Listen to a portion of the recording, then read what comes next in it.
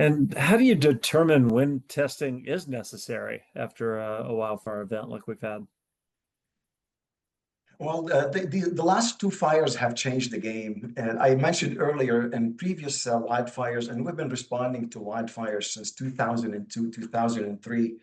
The necessity for testing was when people filed claims and the adjuster or somebody shows up to clean up the house and the house is perfectly clean. They couldn't see it with the naked eye. So people filed claims, insurance companies or attorneys will hire us to assess a property and using microscopy, using electron microscopy to find the smallest particles that could be on surfaces where it was a necessity. This last fire, it changed the game. Even though people are seeing the debris and we know a property needed to be cleaned, there was a value in identifying some of these chemicals and the level of cleaning that should be implemented.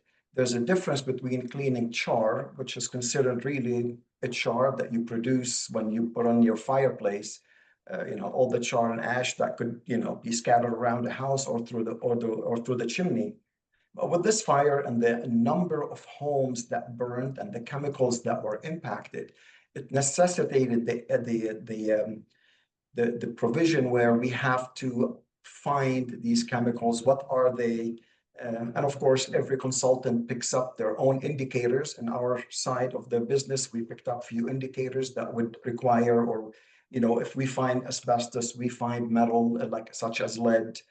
Previous fires, we never tested for these.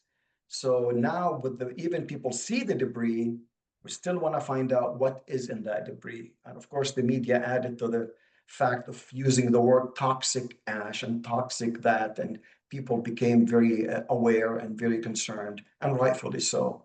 So these are the circumstances where we are called to evaluate a property for wildfire impact.